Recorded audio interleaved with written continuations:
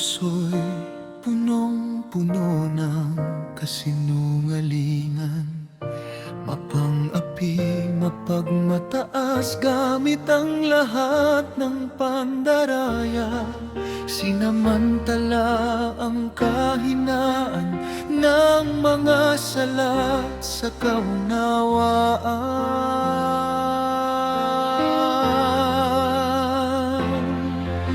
Ang pagpakumbaba ay nagdudulot ng galak sa Diyos. Pusong binago, kanyang liwanag ang nalasap. Ang banal na salita ay nagbibigay buhay muli. Ang pag-ibig ng Diyos ay walang katulad.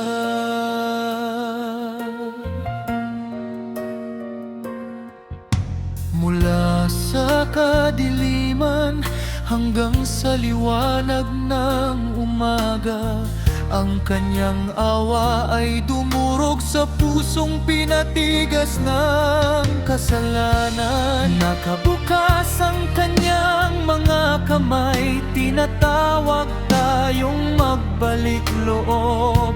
Ang kanyang grasya'y ginagawang buo. Ang lahat ng mga mali, isang hakbang bawat isa sa atin, tayo'y lumilingon sa Kanya. Ang ating mga kamalian, karumihan ng puso ay Kaniyang muling dadalisayin. Isang araw, ang grasya'y dumating, hindi inaasahan ng dilim, muling nabalot ng kaliwanagan. Ang banal na salita'y tumagos sa kanyang puso't isipan. Mga luha ng pagsisisi bumuhos sa kanyang mga mata. Nakaluhod siya't naramdaman na malapit ang Diyos. Ang pagpakumbaba ay nagdudulot ng galak sa Diyos. Pusong binago, kanyang liwanag ang nalasap. Ang banal na salita ay nagbibigay buhay muli. Ang pag-ibig ng Diyos ay walang katulad.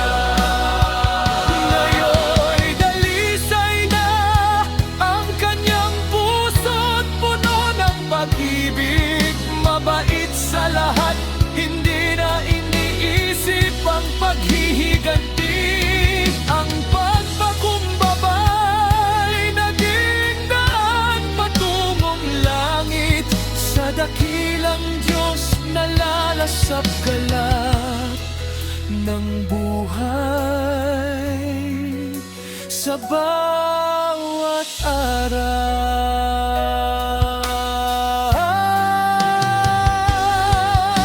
Ang pagpakumbaba ay nagdudulot ng galak sa Diyos. Pusong binago, kanyang liwanag ang nalasap. Ang banal na salita ay nagbibigay buhay muli. Ang pag-ibig ng Diyos ay walang katulad.